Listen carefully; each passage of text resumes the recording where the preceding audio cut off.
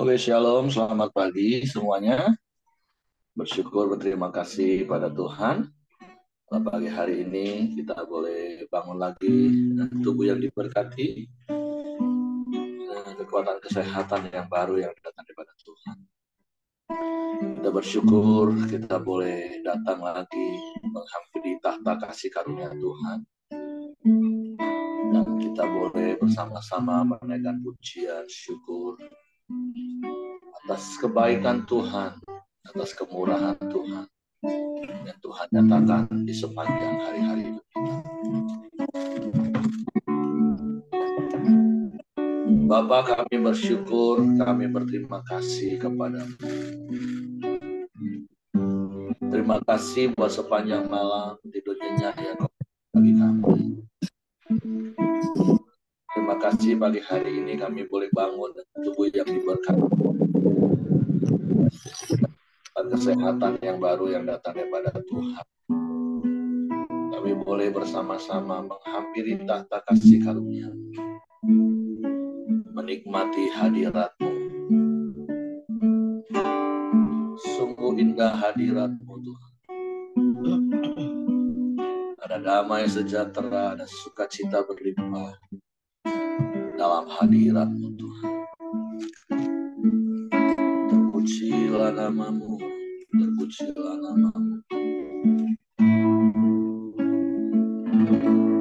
Sangat indah berhadapan denganmu,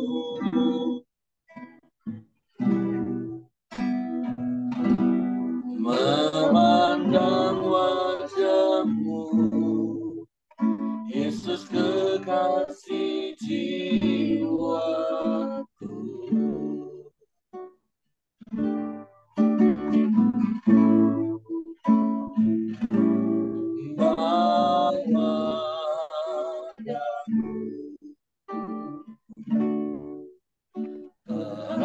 Dalam pelukan-Mu,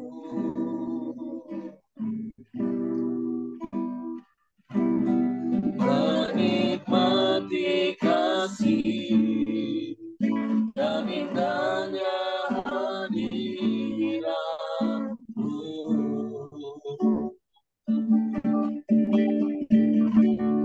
Hadirat-Mu Tuhan,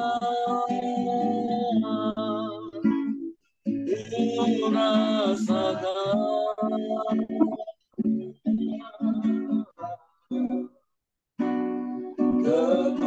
kekudusan-Mu,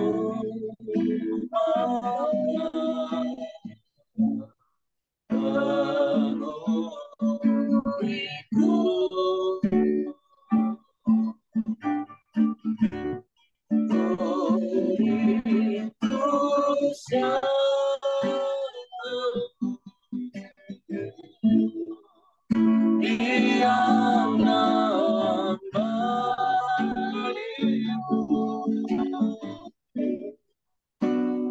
Menikmati kasih anugerah-Mu.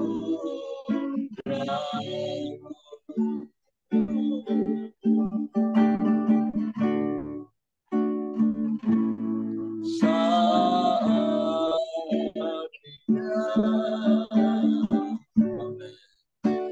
berhadapan denganmu,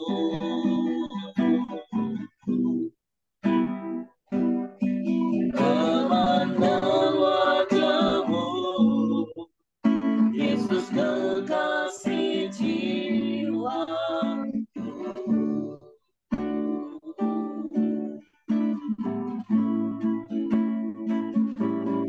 Yang wajah-Ku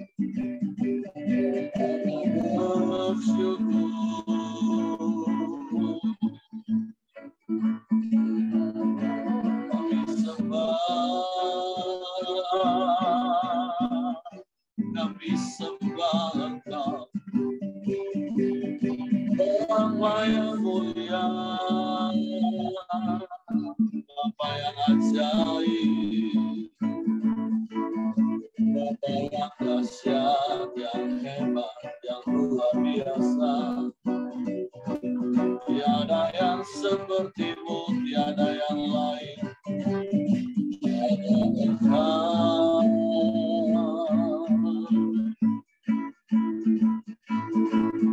Haleluya.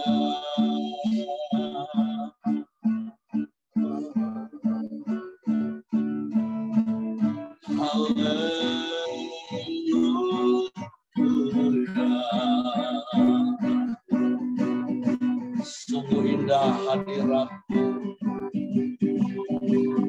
Kami nikmati hadirat-Mu. Kami sembah. Kami sembah. Kami puji. Kami tinggikan nama-Mu.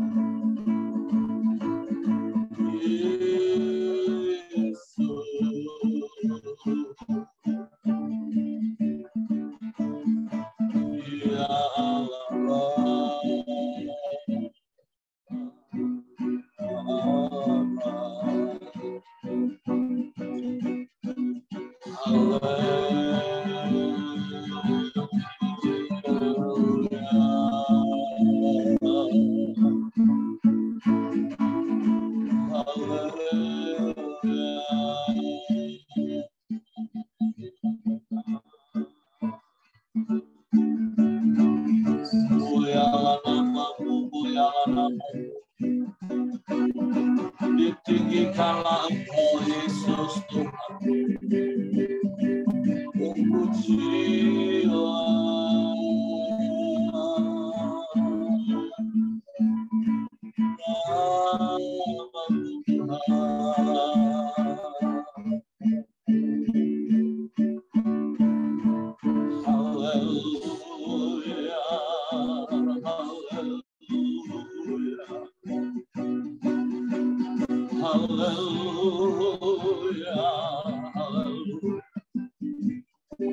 Dalam hadirat-Mu kami nikmati damai,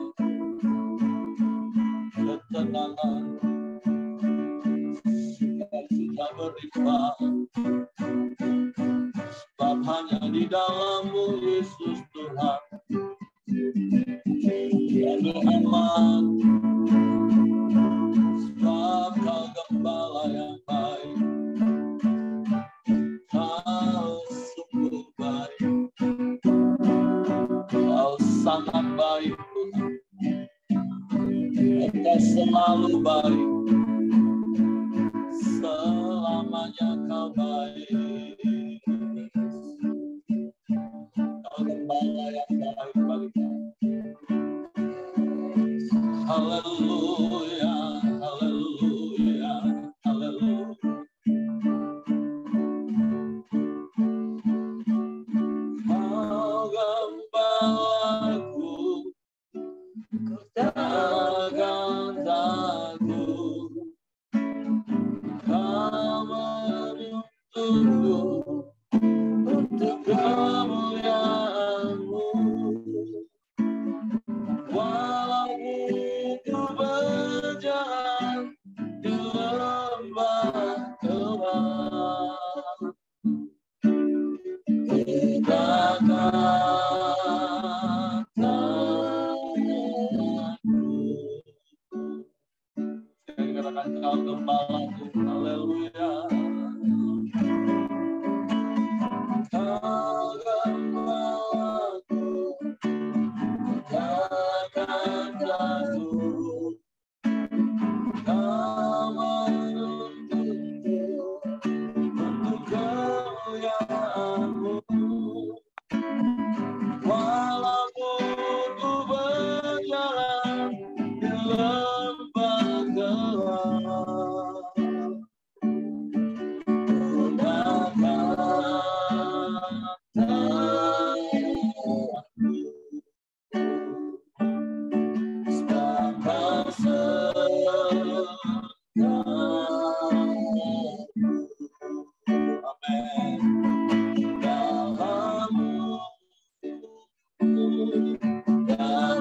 damaiku dapat dalam-Mu, sukacitaku dalam-Mu, aku penuh dalam-Mu, Yesusku. Yang baik bagi kami. Kau gembalaku, takkan ragu.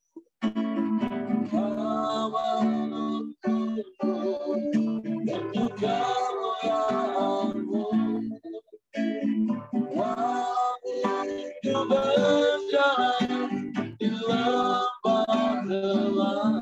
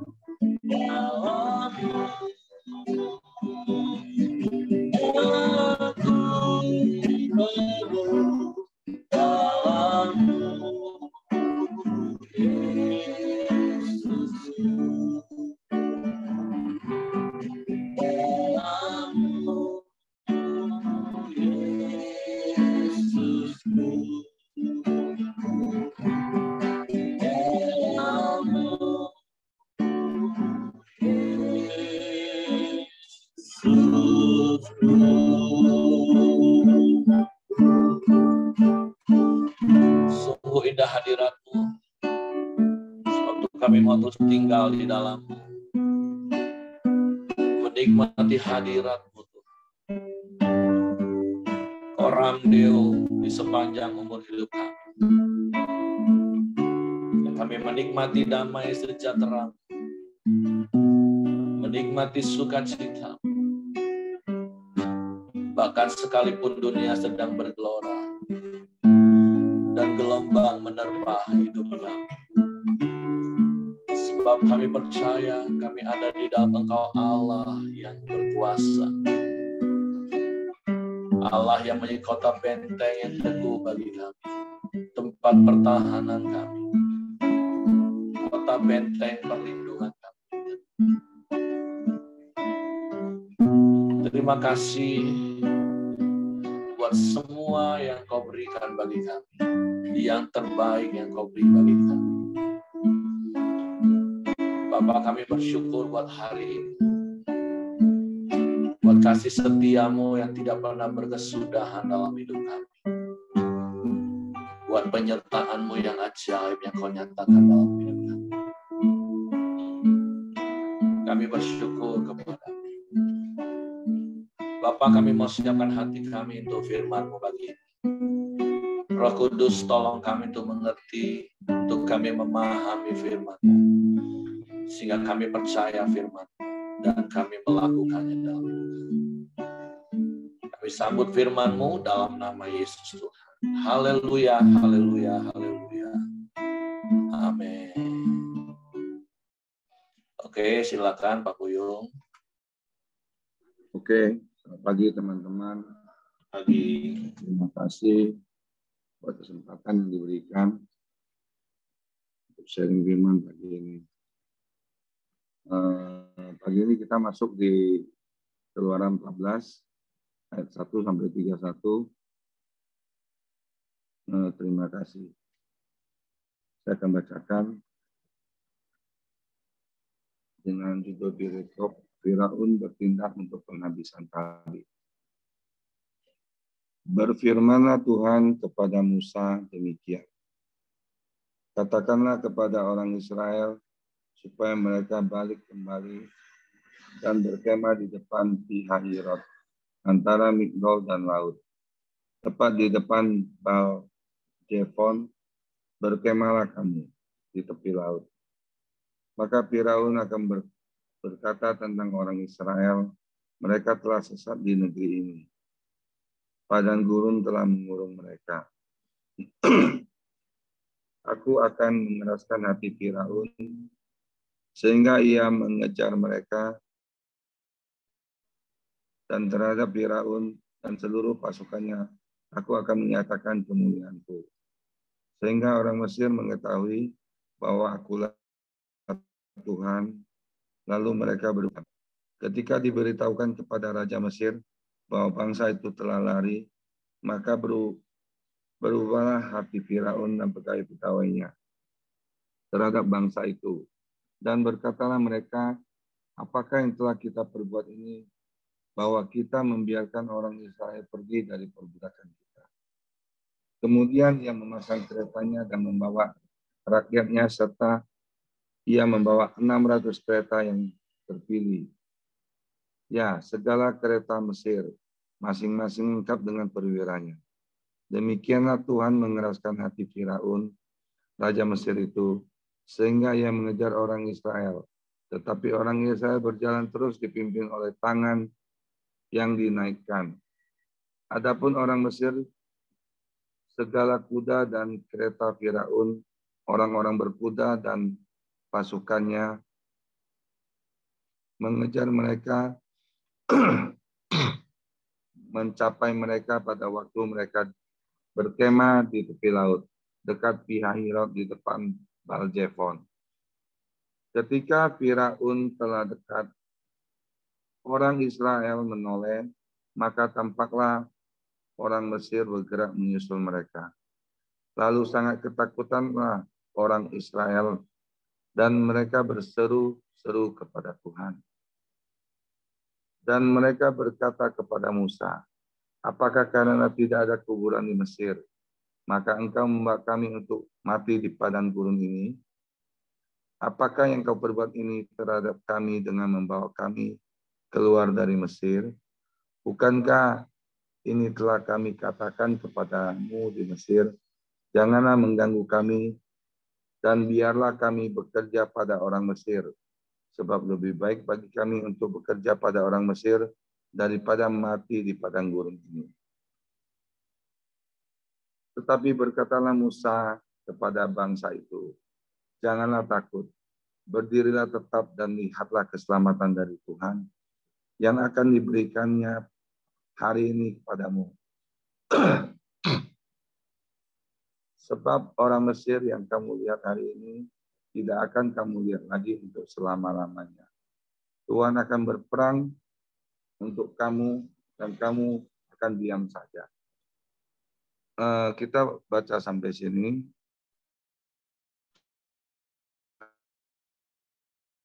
Nanti akan kita lanjutkan. Ini yang saya dapat itu di ayat 11 sampai ayat 14.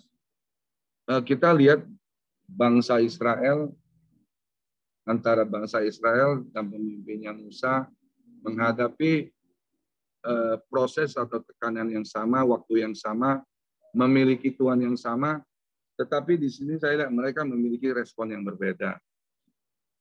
Di ayat 11, saya lihat orang bangsa Israel berkata mereka berkata kepada Musa, apakah karena tidak ada kuburan di Mesir, maka engkau membawa kami untuk mati di padang gurun ini? Apakah yang kau berbuat terhadap kami dengan membawa kami keluar dari Mesir? Padahal pemimpin mereka Musa melakukan perintah Tuhan untuk memimpin mereka keluar dari Mesir menuju tanah Kanaan. seperti apa yang Tuhan janjikan. Tetapi di sini saya lihat bangsa Israel itu memiliki pikiran dan respon yang tidak benar. Mereka ketakutan, mereka lebih baik bekerja kepada bangsa Mesir daripada mereka dibawa ke tanah Kanaan. Jadi mereka memandang itu berbeda seperti Tuhan memandang. Mereka melihat seperti tidak ada sesuatu buntu gitu loh. Sehingga mereka biarlah, mereka tidak mau keluar dari zona nyaman. Nah, hal itu juga pernah saya alami gitu loh. Menikmati yang ada, bertahan terus, takut, nggak berani keluar dari zona nyaman. Padahal Tuhan sudah berjanji, memerintahkan keluar dari zona nyaman itu, kamu akan menikmati apa yang luar biasa. Tanah yang berkat yang berkelimpahan, penuh dengan susu dan madu di tanah Kanaan itu. Maka di ayat 11 dan 12 itu kan pandangan mereka berbeda gitu loh. Jadi beda dengan Musa. Di ayat 13 dan 14 Musa berkata kepada bangsa itu, janganlah takut, berdirilah tetap dan lihatlah keselamatan dari Tuhan yang akan diberikannya hari ini kepadamu. Sebab orang Mesir yang kamu lihat hari ini tidak akan kamu lihat lagi untuk selama-lamanya. Tuhan akan berperang untuk kamu dan kamu akan diam saja. Sudah jelas di sini yang saya dapat itu kondisi yang sama, Tuhan yang sama, tapi respon mereka berbeda. Jadi yang saya dapat di sini, apa yang kita alami dalam hidup kita, seperti teman-teman yang baru ESC, bukan soal benar atau salah, tapi respon. Ya di sini diperhadapkan, bangsa Israel diperhadapkan, ya tergantung respon mereka mau kemana, mau taat kepada pemimpin mereka atau bersungut-sungut. Nah, itu satu hal yang saya dapat. Nah, selanjutnya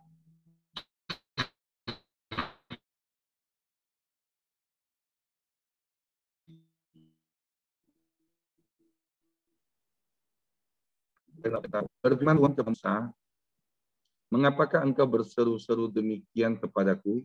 Katakanlah kepada orang Israel supaya mereka berangkat. Dan engkau angkatlah tongkatmu dan ulurkanlah tanganmu ke atas laut dan belalah airnya, sehingga orang Israel akan berjalan dari tengah-tengah laut di tempat kering.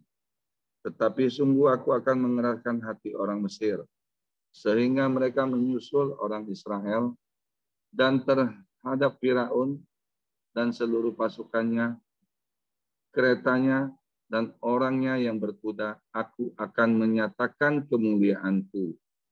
Maka orang Mesir akan mengetahui bahwa akulah Tuhan apabila aku memperlihatkan kemuliaanku terhadap Firaun, keretanya, dan orang-orangnya yang berkuda. Kemudian bergeraklah malaikat Allah yang tadinya berjalan di depan tentara Israel, lalu berjalan di belakang mereka, dan tiang awan itu bergerak dari depan mereka, lalu berdiri di belakang mereka. Demikianlah tiang itu berdiri di antara tentara orang Mesir dan tentara orang Israel, dan oleh karena awan itu menimbulkan kegelapan, maka malam itu lewat, sehingga yang satu tidak dapat mendekati yang lain semalam-malaman itu. Lalu Musa mengulurkan tangannya ke atas laut, dan semalam-malaman itu Tuhan menguapkan air laut dengan perantaran angin timur yang keras, membuat laut itu menjadi tanah kering, maka terbelahlah air itu. Demikianlah orang Israel berjalan di tengah-tengah laut di tempat kering, sedang di kiri dan di kanan mereka air itu sebagai tembok bagi mereka. Orang Mesir mengejar dan menyusul mereka, segala kuda Firaun, keretanya, dan orang-orangnya yang berkuda, sampai ke tengah-tengah laut. Dan pada waktu jaga pagi, Tuhan yang di dalam tiang api dan awan itu memandang kepada tentara Mesir, lalu dikacaukannya tentara orang Mesir itu. Ia membuat roda keretanya berjalan miring dan maju dengan berat, sehingga orang Mesir berkata, marilah kita lari meninggalkan orang Israel, sebab Tuhan-Nya lah yang berperang untuk mereka melawan Mesir. Berfirmanlah Tuhan kepada Musa, ulurkanlah tanganmu ke atas laut, supaya air berbalik meliputi orang Mesir, meliputi kereta mereka, dan orang mereka yang berkuda. Musa mengulurkan tangannya ke atas laut. Maka menjelang pagi, berbaliklah air laut ke tempatnya. Sedang orang Mesir lari menuju air itu, demikianlah Tuhan mencampakkan orang Mesir di tengah-tengah laut. Berbaliklah segala air itu, lalu menutupi kereta dan orang berkuda dan seluruh pasukan Firaun yang telah menyusul orang Israel itu ke laut. Seorang pun tidak ada yang tinggal dari mereka. Tetapi orang Israel berjalan di tempat kering dari tengah-tengah laut. Sedang di kiri dan di kanan mereka air itu sebagai tembok bagi mereka.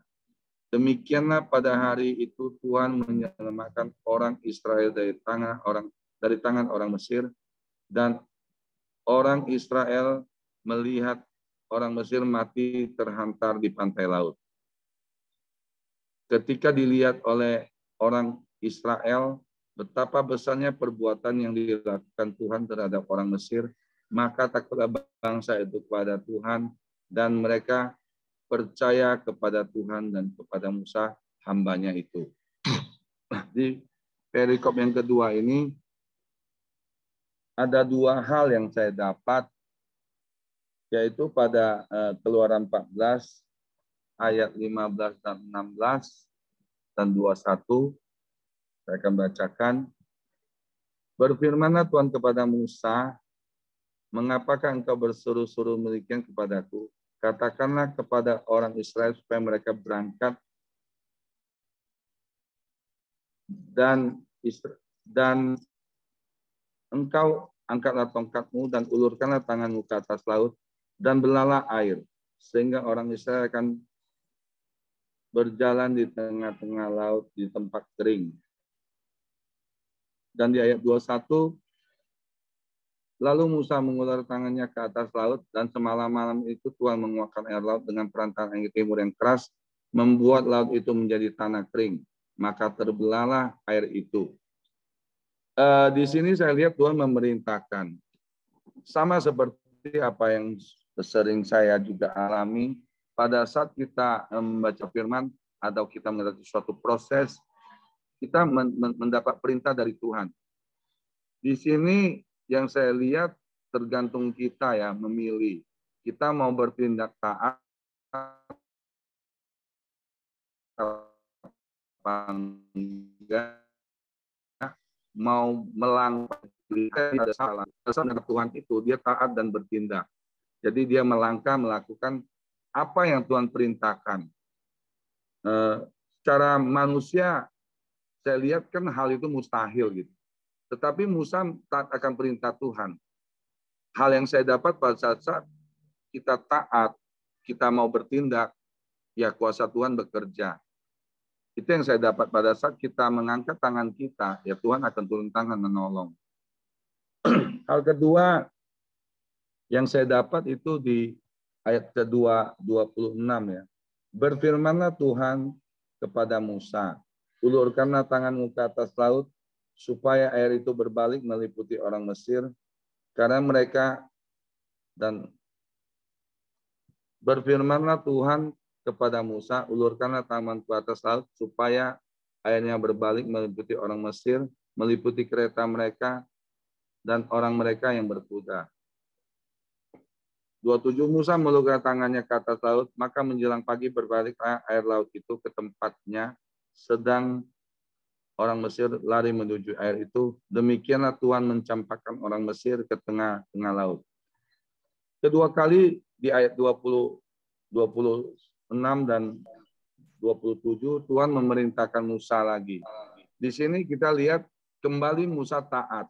Jadi di Keluaran 16 ini yang saya dapat ada 3 hal.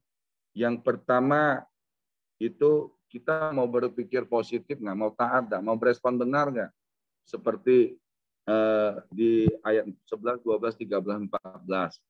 Hal kedua, itu pada saat perintah Tuhan datang kepada kita mau taat nggak? Mau bertindak nggak? Mau melangkah nggak? Jadi 3 hal itu yang saya dapat teman-teman, mungkin teman-teman lewat pembacaan dan perenungan di Keluaran 14 ini dapat sesuatu mungkin bisa di-sharingkan dan ditambahkan. Demikian Pak Heri, Tuhan Yesus memberkati.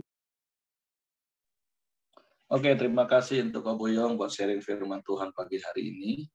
Jadi apa yang kita belajar hari ini, tentu ada satu hal yang harus mengerti, bahwa tingkat pengenalan kita akan Tuhan itu yang akan menentukan respon kita. Seperti Pak Boyong tadi katakan di perikop yang pertama, orang bisa memiliki respon berbeda, padahal situasinya sama, Tuhannya sama, tapi responnya berbeda. Nah, jadi tingkat pengenalan kita yang harus terus bertumbuh. Makanya Petrus katakan, hendaklah kamu bertumbuh di dalam pengenalanmu akan Tuhan. Berbeda antara Musa dan bangsa Israel. Seringkali di ayat yang terakhir kita lihat juga, ayat 31, ketika dilihat oleh orang Israel betapa besarnya perbuatan yang dilakukan Tuhan terhadap mereka, maka takutlah bangsa itu kepada Tuhan dan mereka percaya kepada Tuhan. Nah, artinya tingkat pengenalan bangsa Israel itu sangat-sangat minim, sehingga menghadapi situasi tertentu, mereka jadi takut akan Tuhan baru percaya. Padahal tingkat kepercayaan kita harusnya karena kita mengasihi Tuhan, bukan karena takut. Bukan karena mengalami sesuatu dulu, baru percaya. Nah, jadi melalui sharing firman Tuhan pagi hari ini, ya, apa yang seperti Pak Boyong sampaikan tadi, saya mendorong untuk kita terus bertumbuh di dalam mengenal Tuhan secara pribadi. Sehingga yang pertama ketika menghadapi situasi apapun, respon kita benar. Yang kedua, yang seperti Pak Boyong tadi katakan, ketika Tuhan memberikan perintah, karena kita mengenal siapa yang memberi perintah kepada kita, maka kita akan taat. Jadi sederhana. Ada orang yang ngomong, wah dia mengenal Tuhan. Tapi sederhana. Bahkan kalau di dalam kitab surat Yohanes katakan orang yang mengenal Tuhan itu hidupnya pasti seperti apa kata firman Tuhan. Nah, jadi mari terus kita cek hidup kita. Sudah sampai tingkat mana pengenalan kita akan Tuhan. Dan itu gampang pembuktiannya, yaitu tergantung respon kita. Kalau kita orang yang sungguh-sungguh mengenal Tuhan, respon kita pasti akan tetap respon benar dalam segala keadaan. Kalau kita orang yang mengenal Tuhan, pasti kita akan menjadi orang yang taat kepada perintah Tuhan.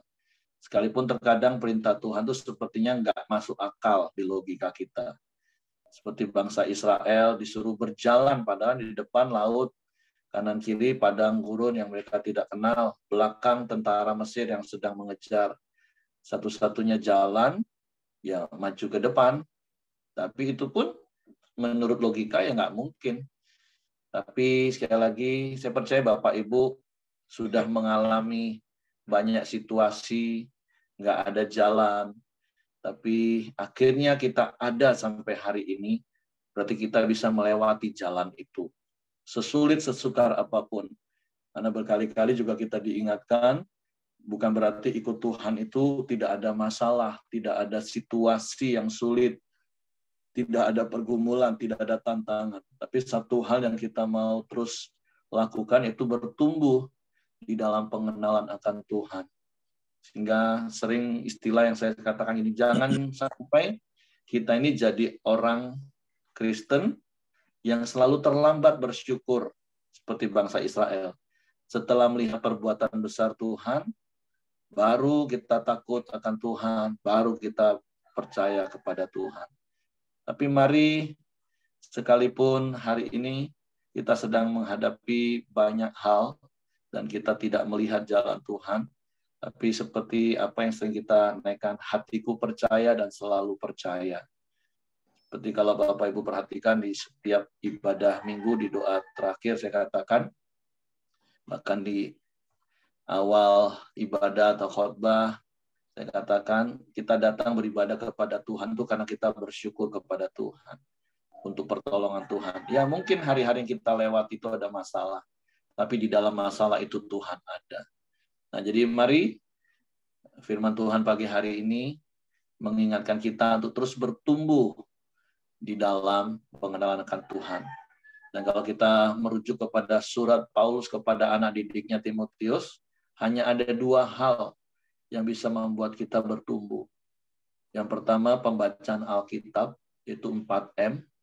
Dan yang kedua itu kita mengalami situasi sulit tadi, mengalami masalah kalau bahasa umumnya. Karena justru ketika kita menghadapi masalah, tapi ketika kita hidup dalam firman, justru disitulah kita akan mengalami dan menikmati bagaimana kuasa Tuhan itu dinyatakan dalam hidup kita.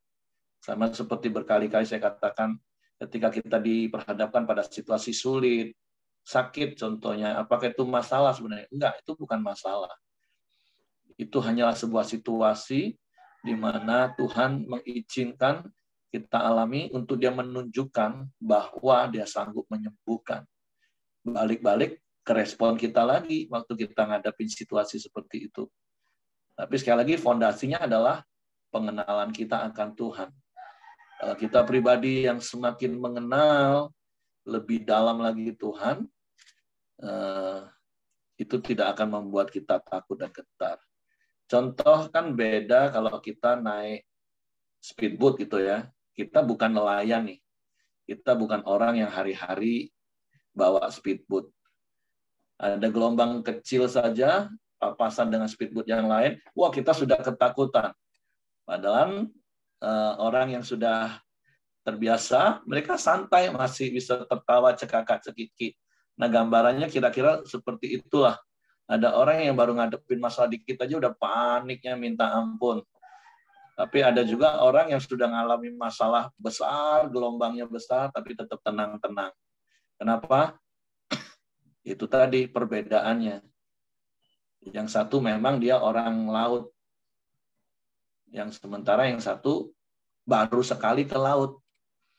Nah, jadi perenungannya sudah seberapa dalam kita mengenal Tuhan hari ini. Tapi harusnya melalui setiap perjalanan hidup, selalu ada pertolongan Tuhan, dan harusnya itu terus semakin meneguhkan kita untuk semakin mengenal Tuhan dan percaya kepada Tuhan. Jadi poin penting pagi hari ini adalah yuk terus belajar bertumbuh di dalam mengenal Tuhan. Sehingga ketika menghadapi situasi apapun, kita masih bisa tersenyum. Seperti yang sering saya katakan, mungkin Tuhan tidak menenangkan badai di sekeliling kita. Tapi yang pasti Tuhan membuat hati kita tenang di tengah badai. Dan itulah yang harusnya terjadi terus-menerus dalam hidup kita kalau kita mengenal Tuhan. Oke, itu saja yang ingin saya sampaikan. Mungkin Bapak Ibu yang lain, ada hal-hal yang lain yang Tuhan nyatakan dalam hidup Bapak Ibu melalui ayat-ayat yang kita baca pagi hari ini. Silakan Bapak Ibu. Mungkin sedikit ya Pak Eri tambah. Oke, silakan Pak Ramli. Memang menarik juga ya. Kalau kita lihat di ayat yang ke-10 tadi kan dijelaskan oleh Ko Buyung, mereka kan sangat ketakutan dan berteriak-teriak berseru kepada Tuhan. Kalau kita lihat sepintas memang sangat wajar ya, karena mereka sudah mentok, di depan ada Laut Teberau, di belakang ada pasukan bangsa Mesir. Sangat wajar gitu. Mereka berteriak-teriak minta tolong. Tapi kalau kita kembali merenungkan, ya seharusnya ini pun tidak perlu terjadi kepada mereka. Tidak perlu panik, tidak perlu takut, bahkan sampai menganggap mereka akan lebih baik tinggal di Mesir daripada keluar dari Mesir. Ya. Karena kalau kita renungkan, kan sudah banyak sekali, sudah 10 tulah yang Tuhan kerjakan gitu. Seharusnya mereka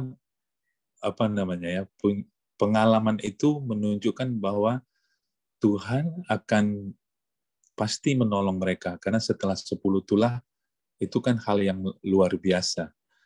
Bahkan kan baru saja Tuhan berpesan di perikop yang sebelumnya di pasal sebelumnya bahwa buatlah perayaan ini untuk mengingat, gitu ya, untuk mengingat bahwa akulah Tuhan yang mengeluarkan engkau dari tanah Mesir. Nanti kalau udah sampai di tanah Kanaan, ingatlah ini, rayakanlah ini, ajarkanlah kepada anak-anakmu. Artinya kan bahwa mereka pasti akan selamat. Gitu. Artinya baru aja Tuhan berpesan, mereka udah lupa, gitu ya. Mereka udah lupa. Jadi seperti Pak Heri bilang, memang kita perlu terus menumbuhkan pengenalan kita akan Tuhan, ya. Jadi memang bangsa Israel ini luar biasa, ini juga ya, ketakutannya luar biasa. Nah, yang kedua yang saya dapatkan di ayat yang tadi dijelaskan Ko Buyung itu, yang ayat yang ke-15 kan, Tuhan menegur, ya, kenapa kalian berteriak-teriak seperti itu, ya? Ya udah, bagian kalian maju aja, bergerak aja, lanjutkan aja perjalanan. Kadang-kadang ya seperti itu ya, kita, menurut saya ya, kadang-kadang kita cuma mengandalkan doa aja ya, tapi kita nggak melakukan apa-apa gitu ya. Misalnya dalam hal pelayanan kita berdoa minta jiwa-jiwa bertambah, gitu, tapi kita nggak kunjungan ya, nggak beritakan Injil ya. Nah, ini perlu kita bertindak, ya. Jadi nggak cukup hanya berdoa saja, tapi kita perlu melakukan sesuatu, ya, perlu bergerak. Tapi yang terakhir yang saya teringat ya, bahwa dikatakan yang ayat yang ke-13 itu, bahwa bangsa Mesir, orang Mesir yang kamu lihat hari ini tidak akan kamu lihat lagi untuk selama-lamanya, ya. Mungkin ini penggenapan juga ya. Waktu kita pernah jalan ke Israel, kita ke Mesir, ya, ada satu hal yang menarik bahwa kita tidak melihat peninggalan-peninggalan sejarah Mesir yang luar biasa. Padahal Mesir adalah negara bangsa dengan budaya yang tumbuh, yang hebat, yang adidaya ya. Tapi waktu kita ke sana, kita nggak melihat ya, kecuali piramid ya. Tapi peninggalan sejarah hebatnya kerajaan Firaun itu sama sekali kita tidak melihatnya gitu. Apakah ini merupakan penggenapan dari firman ini ya? Nah, saya membayangkan ya, beda misalnya dengan China ya, dengan Cina ya. Masih banyak peninggalan-peninggalan sejarahnya, ada beberapa istana ya, ada kota terlarang yang mengagumkan ya. Jadi jelas budayanya yang hebat itu masih terlihat sisa-sisanya gitu. Nah, mungkin ini akibat daripada Firaun yang begitu keras ya. Sudah 10 tulah, sudah meninggal anaknya, anak sulungnya, masih juga keras hati. Udah keluar masih aja dikejar ya. Betul lah firman Tuhan yang kemarin-kemarin kita renungkan bahwa ketika Firaun mengeraskan hati, Tuhan menyerahkan dia dengan kekerasan hatinya, akhirnya menghancurkan dia dan bangsanya sendiri ya. Jadi mengerikan memang kalau kita mengeraskan hati dan akhirnya Tuhan membiarkan kita dengan kekerasan hati kita. Ya. Mungkin itu yang bisa saya tambahkan, Pak Eri. Terima kasih. Oke, terima kasih untuk Pak Ramli buat tambahannya. Jadi mari sekali lagi jangan mengeraskan hati, tapi lemah lembut, rendah hati, supaya kita diajar semakin mengenal Tuhan semakin hari. Oke, itu saja mungkin. Pak Yosia, silakan. Ya, kalau saya tadi apa yang disampaikan oleh Pak Ramli ya mengenai kenapa nggak ada peninggalan bangsa Mesir. Kalau saya justru melihat peninggalan bangsa Israelnya yang nggak ada, Pak ya. Kok nggak ada ininya ya, bangunan, apa begitu ya selama perjalanan. Nah, tapi ya benar juga sih memang karena mereka itu kan pindah-pindah ya Pak. Jadi nggak ada yang bisa dibangun di situ kan. Selama 40 tahun kan di padang pasir. Nah, terus kalau untuk yang orang Mesir itu, saya juga pernah nanya gitu ya, kenapa kok nggak ada muminya, nggak ada. Nah, itu memang kelebihannya bangsa Israel, dan kita bersyukur dengan pemimpin Katolik. Jadi mereka beli semua artefak-artefak yang ada, jadi kalau kita ke Israel, kita bisa lihat semua itu peninggalan-peninggalan masih utuh semua. Nah, tapi kalau di Mesir memang nggak ada yang menjaga, Dan itu sudah dicuri semua itu emas-emas yang ada di dalam piramid. Karena nggak ada yang punya inisiatif untuk mengamankan sejarah-sejarah mereka. Mungkin itu ya Pak. Oke, terima kasih. Karena Pak Yosia kan baru pulang dari sana, jadi masih segar. Jadi itu salah satu kenapa berdoa. Kalau kita bisa diizinkan Tuhan ke Holy Land, ya kita bisa lebih gampang memahami ketika kita membaca firman Tuhan. Oke, terima kasih Pak Ramli, Pak Yosia untuk tambahan sharingnya. Jadi biarlah itu meneguhkan kita hari ini. Mari terus bertumbuh di dalam mengenal Tuhan secara pribadi. Karena itu sangat menentukan respon kita menghadapi situasi apapun. Dan menentukan ketaatan kita ketika Tuhan memberikan perintah. Dan seperti yang Pak Ramli, Pak Yosia tadi katakan, biarlah pengenalan kita akan Tuhan, iman kita itu turun-temurun sampai kepada anak-anak. Seperti Paulus ngomong kepada Timotius dari neneknya Lois ke ibunya Eunike sampai ke Timotius. Jadi biarlah anak cucu kita ke depan akan mengenang iman, pengenalan kita akan Tuhan. Karena perbuatan besar Tuhan yang kita alami. Oke, itu saja. Mari saya serahkan kepada Hengki. Ya, mari kita masuk dalam doa kita. Silakan Ibu Dorcas, nanti ditutup oleh Pak Buyung. Tuhan, ampuni kami. Jikalau kami tadi masih menaruh pengertian kami sendiri, kami menaruh rasa percaya kepada diri kami sendiri. Hanya mulut kami saja kami mengatakan kami percaya. Tuhan, sejarah membuktikan, menceritakan bagaimana bangsa Israel telah melihat betapa Engkau Allah yang hidup, Allah yang kuasa, Allah yang melindungi anak-anaknya. Kami pun demikian.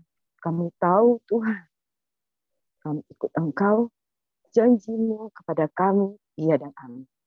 Tetapi kami menaruh harapan kepada diri kami sendiri dengan kekuatan kami sendiri. Tuhan, ampuni kami. Tuhan, ampuni kami. Berikan kami ya Tuhan, kesungguhan kami mengerti firman Tuhan yang kami jalankan. Kami percaya dengan penuh Tuhan hanya menyediakan tiang awan dan tiang api kepada setiap kami. Yang terima kasih, tolong setiap kami yang saat ini, yang di dalam keadaan yang seperti terjepit di dalam keuangan, dan terjepit di dalam segala keadaan kami yang tidak nyaman. Penderitaan demi penderitaan yang kami alami yang saat ini, Tuhan yang akan menyediakan, Tuhan akan menolong kami.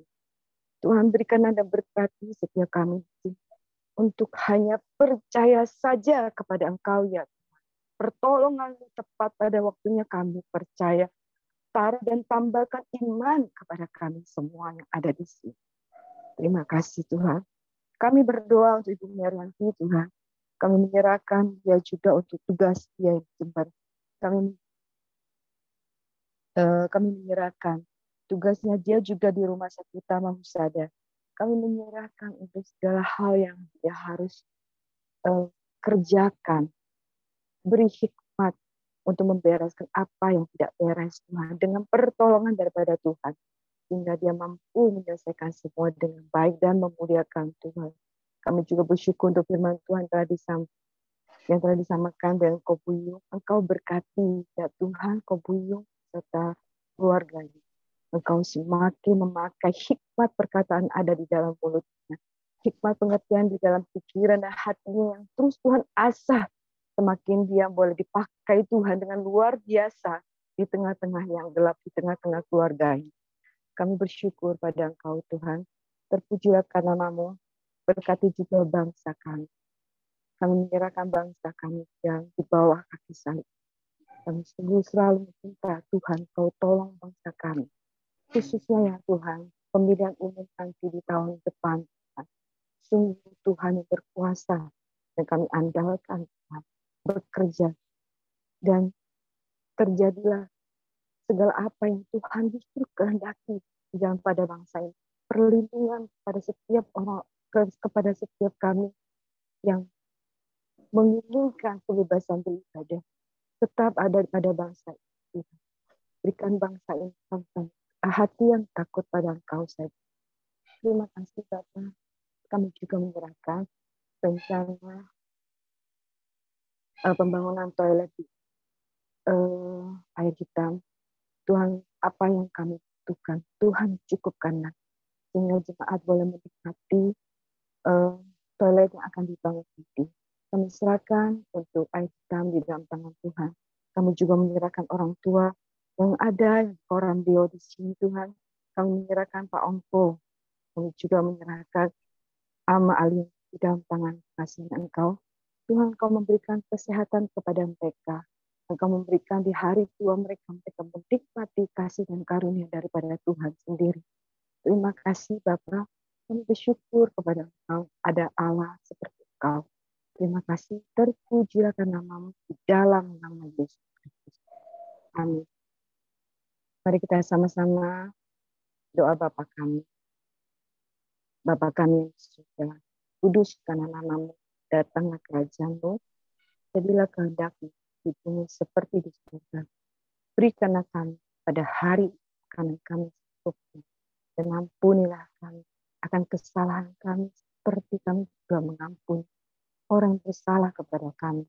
Dan janganlah membawa kami ke dalam pencobaan, tetapi lepaskan kami daripada yang jahat, karena Engkau-Lah yang mempunyai kerajaan, kuasa, dan kemuliaan selamanya. Amin.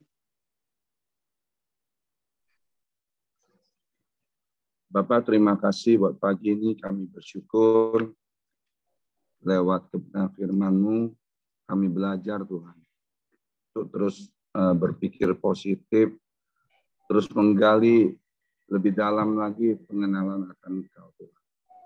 Dan kami juga pada saat perintah-Mu datang kepada kami, setiap kami yang mendengar Tuhan taat dan bertindak Tuhan. Terima kasih Tuhan, jika sebentar kami akan berpisah satu sama lain, memulai aktivitas kami. Engkau tutup bungkus Tuhan setiap kegiatan kami Tuhan.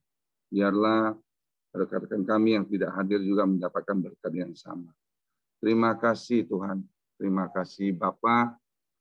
Kami terus mau bersyukur. Biarlah firman-Mu pagi ini menjadi berkat-Mu tercurah atas hidup kami Tuhan. Terima kasih Bapa. Terima kasih Tuhan, hanya di dalam nama Yesus kami bersyukur dan berdoa. Amin. Oke, semangat pagi, selamat beraktivitas, Tuhan memberkati.